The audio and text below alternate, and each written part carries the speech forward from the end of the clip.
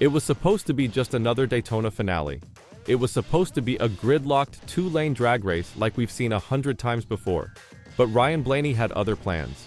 With only 2 laps to go, sitting back in 13th place, Ryan Blaney flipped the script.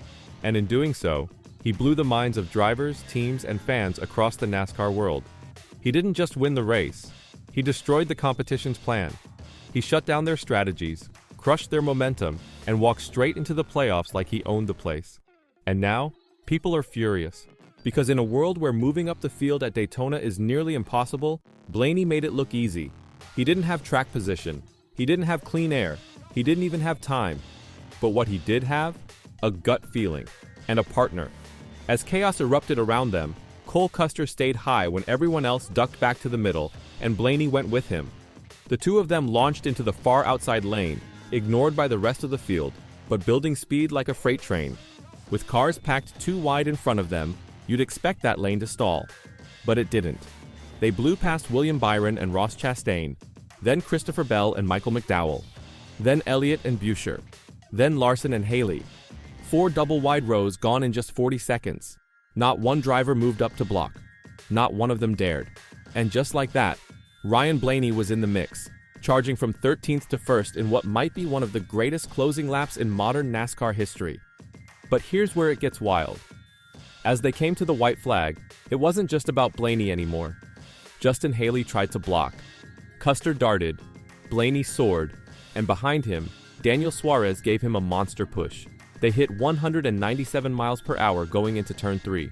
Blaney didn't flinch. He took the lead, cut in front of Haley, and held steady in the center as the field exploded behind him in a 4-wide desperate dash to the finish line. Suarez was only 0.031 seconds behind. Haley, just 0.036. Custer, 0.049. Eric Jones, 0.091.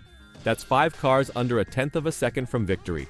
And yet Blaney made it look cold and calculated, like he'd been planning it all night, like he knew exactly when the moment would come, and everyone else just got played. And here's the twist that set off even more chaos. Ryan Blaney's win didn't just get him the trophy, it also saved Alex Bowman's season. Bowman had wrecked out early, stuck watching from the sidelines, helpless. One more new winner, and Bowman would have been out of the playoffs.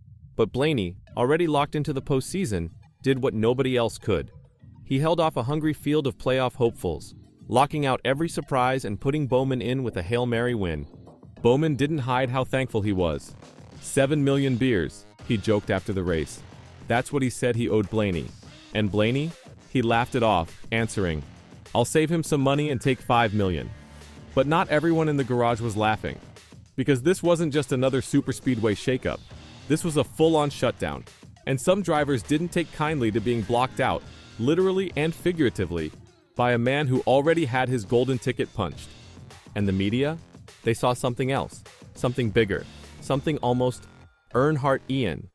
They started comparing Blaney's 2-lap charge to Dale Earnhardt's legendary win at Talladega in 2000, when the Intimidator moved from 18th to 1st in 5 laps. But Blaney wasn't having it. "No," he said, "no." Over and over again, he shut that comparison down. He didn't want it, didn't ask for it, and honestly, didn't think he deserved it. "I feel like I do a decent job," he said calmly. "I just try to be patient. It's easy to get impatient in this deal, in Daytona and Talladega. Sometimes you just have to let it play out." Let it play out? That's the understatement of the season, because what Blaney did wasn't about patience, it was about precision.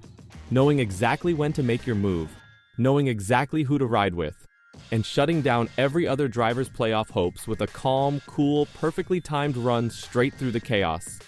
But it's not over yet, because as the dust settles from Daytona, there's one question burning through the garage. So what's the question echoing across every garage stall, pit box, and motorhome after Blaney's Daytona takeover? It's this: how the hell did nobody stop him? Because make no mistake, drivers aren't just stunned. They're angry, furious even. Furious that Blaney made it look too easy. Furious that in a race where so many were fighting for their playoff lives, it was the guy with nothing to lose who played spoiler. Blaney didn't need that win. But the rest of them? They needed him to not do what he did. And now, because he did, some of them are packing their haulers early. You can feel the frustration under the surface. Guys like Justin Haley, who led laps and fought like a man possessed, only to watch it slip away. Cole Custer, who made the move that made the moment possible, only to be edged out in the final 200 feet. Daniel Suarez, who gave Blaney the final push, then finished 0.03 seconds behind him. They were right there, inches away from changing their entire season. And yet, all of them are left wondering what more they could have done. What's even worse, Blaney refuses to take full credit for the move. That might sound humble, but for the drivers who lost to him, it makes it sting even more. Because Blaney himself says it wasn't some master plan. It was instinct, gut feeling. You have no time to think about that stuff, he explained. It's a bang-bang play. You better just go with whatever your gut says. And this time, his gut was dead on. If Custer wouldn't have done that, I don't know if we would have got there, Blaney admitted. But that's the part that's haunting the rest of the field. Because they didn't go with their gut. They hesitated. They stayed in line. They didn't move up. Not one of them threw the block that could have shut Blaney's run down. And now, they're out. Blaney's in. And the Cup Series playoffs just got flipped upside down. And while Blaney is brushing off comparisons to Dale Earnhardt, everyone else is making them anyway. The media, the fans, even his team. Team Penske's president of NASCAR operations, Michael Nelson, didn't hold back. He's pretty special, Nelson said. Think about how many races we've had this year where he's really coming through and challenging for the win at the end.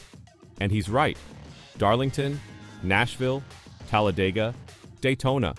When the race is on the line, that number 12 Ford is there. And still, Blaney downplays it. I can't do it by myself, he said. I didn't just turn left and pass everybody. He credits his spotter, his teammates, and a little bit of luck. He even says he makes a lot of bad decisions out there. But here's the thing. Nobody's remembering the bad decisions today. They're remembering what he did Saturday night. They're remembering how he pulled the plug on half the playoff field's hopes in under a minute. How he drove like a man possessed while looking calm as ice. How he made the most perfect move at the most perfect time and didn't even want to talk about it like it was a big deal. But make no mistake, it was a big deal. A very big deal. And drivers know it. Because Blaney didn't just win. He controlled the outcome. He decided who got in. And that's power. That's respect. That's fear. And maybe that's why so many guys are tight-lipped right now. Because they don't just have to race Ryan Blaney in the playoffs. They have to race him on tracks like Talladega again. And now, they know exactly what he's capable of when the moment comes. So as we head into the final stretch, the question isn't whether Blaney can strike again. It's when. And the next time the pack lines up at 200 miles per hour and starts shuffling lanes, there's not a driver in the field who won't be looking for that number 12 car and wondering if they'll be the next ones to get shut down. But hey, maybe Bowman can soften the blow. After all, Blaney's got 5 million beers coming his way. Now let me ask you this. Was Ryan Blaney's move just a perfectly timed run? Or was it the start of something bigger? Something dangerous? Drop your thoughts in the comments, because something tells me this story is far from over.